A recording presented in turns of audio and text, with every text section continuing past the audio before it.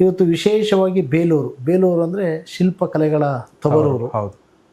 ಬೇಲೂರು ಅಂದ ತಕ್ಷಣ ಶಾಂತಿಯ ಒಂದು ನೆಮ್ಮದಿಯ ಇದಿರ್ತಕ್ಕಂಥದ್ದು. ಬೇಲೂರಿಗೆ ಅದರದ್ದೇ ಆದಂಥ ವೈವಿಧ್ಯತೆಗಳಿದೆ.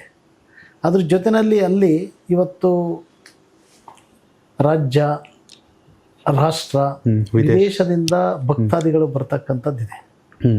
ಅಲ್ಲಿ ರಸ್ತೆ ತುಂಬ ಕಿರಿದಾದ ರಸ್ತೆಗಳು, ನಗರ ಮೂಲಭೂತ ಸೌಕರ್ಯವನ್ನು ಹೊಂದಿಲ್ಲ, ಅಭಿವೃದ್ಧಿನಲ್ಲಿ ಕುಂಠಿತ ಆಗಿದೆ. ಬಹುಶಃ 6 ಸದನಗಳು ನನಗೆ ಸಿಕ್ತಂಥ ಸಂದರ್ಭದಲ್ಲಿ ಬೇಲೂರಿಗೆ ಪ್ರಮುಖವಾಗಿ ಬೇಕಾಗಿರ್ತಕ್ಕಂಥದ್ದು ಬೇಲೂರು ನಗರಕ್ಕೆ ಒಂದು ಒಳೆ ಬೀದಿ ರಸ್ತೆ ಅಂತಕ್ಕಂಥದ್ದು. ಬಹುಶಃ ಇವತ್ತು ಸನ್ಮಾನ್ಯ ಲೋಕೋಪಯೋಗಿ ಸಚಿವರು ಹಲವಾರು ಬಾರಿ ಅವ್ರನ್ನ ಸಂಪರ್ಕವನ್ನು ಮಾಡಿದ್ದೀನಿ.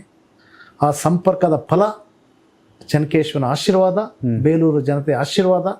ಇವತ್ತು 35 ಕೋಟಿ ಅನುದಾನವನ್ನು ಬಡ್ಜೆಟಲ್ಲಿ ಇಟ್ಟು ಇವತ್ತು ಆ ರಸ್ತೆ ಅಭಿವೃದ್ಧಿಯನ್ನು ಮಾಡ್ತೀವಿ ಅಂತಕ್ಕಂಥದ್ದನ್ನು ಇದಾಗಿದೆ. ಅವರಿಗೆ ವಿಶೇಷವಾಗಿ ನಾನು ಅಭಿನಂದನೆ ಸಲ್ಲಿಸಬೇಕು.